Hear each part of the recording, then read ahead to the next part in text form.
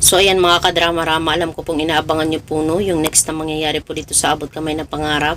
Dahil alam naman po talaga natin na sobrang nakaka-tense na nga po no, at saka nakaka-excite na nga din po talaga yung every episode po talaga na pinapakita talaga ni director dito sa Abot Kamay na Pangarap.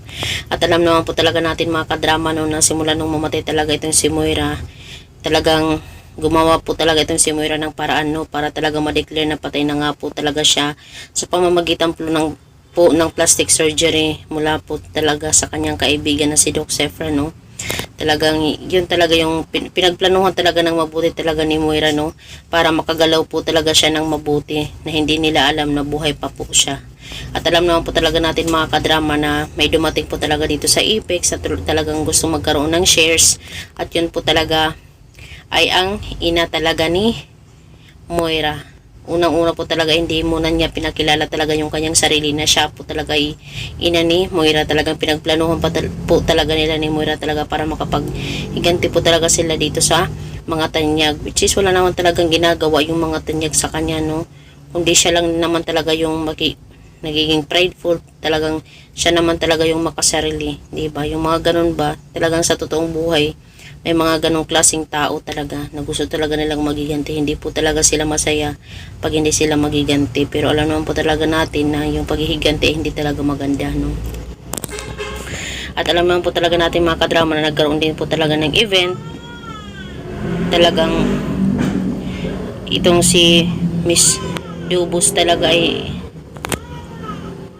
nagpunta nga po doon sa event dahil pinakilala nga po talaga na yung bagong shareholder daw. At ito po talaga ay yung ina talaga ni Moira.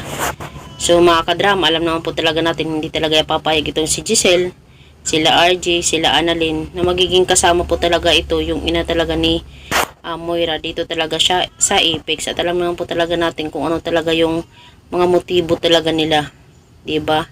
Dahil gusto talaga nila makuha talaga yung Apex.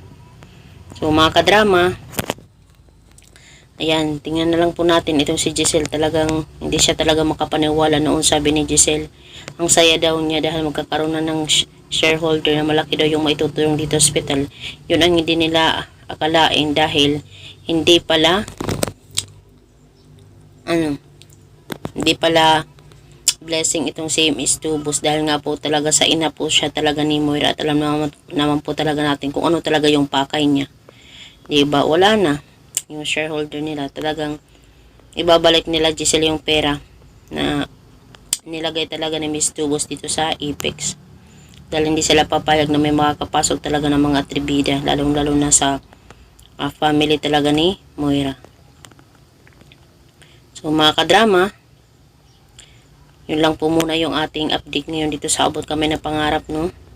Sana nga po talaga no, sasabi din talaga din ni Giselle na akala mo di ko malalaman na mag-ina pala kayo ni Moira, wala kayong puwang dito sa Apex. Wala talaga, diba? So mga kadrama, abang-abang na lang po tayo sa next na mangyari po dito sa Abot Kamay na Pangarap. Thank you for watching. Don't forget to please like, share, and subscribe my channel. Bye! Abang-abang na lang po tayo mga kaabangers, mga kadrama, mga kaabot kamay.